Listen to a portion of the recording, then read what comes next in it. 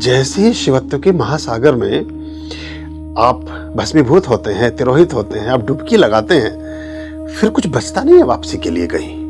वो जब बुद्ध पर उतरते हैं तो एनलाइटेंड मास्टर के रूप में उभर आते हैं, जब वो महावीर पर उतरते हैं, जब वो हम कहते हैं भगवान बुद्ध के बारे में हम सोचते हैं शायद उन्होंने वो कैलाश की परिक्रमा की। उन्होंने गुरु नानक देव जी ने भगवान शिव को आराधा है। जो दशमेश गुरु हैं गुरु गोविंद सिंह, वो कहते देही शिवावर मोही ये शुभ कर्मन तो कभी न टरो और सो जब जाऊं लरो, निश्चय कर अपनी जीत करो।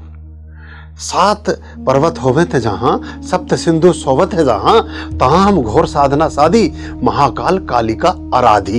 ये गुरु गोविंद सिंह जी ने अपनी आत्मकथा विचित्र नाटक में लिखा है।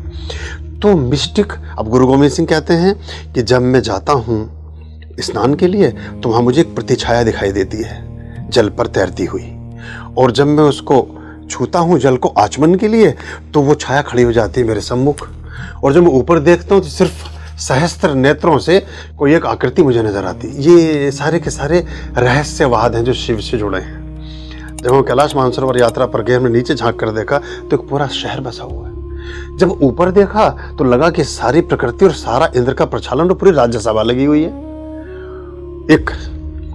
एक सिंहासन पर एक विशालकाय ऊर्जा का कोई पिंड रखा है, और जिधर से देखते हैं, जब तक देख पाते हैं तब तक उसकी प्रतिकृति परिवर्तित हो जाती है, तब तक उसका स्वरूप बदल जाता है। इधर से आपको दिख रहा है कि जैसे 10 आंखें हैं, थोड़ा सा इधर को हुए तो वो 20 दिखने लगी, कहीं पीछे को चले गए तो 1000 दिखने लगी, और थोड़ी देर बाद ऐसा लगा कि जैसे कोई एक ज्योति का ही पुंज रखा हुआ है या सहस्त्र ज्योतियों में वो विकिरणित हो गया है।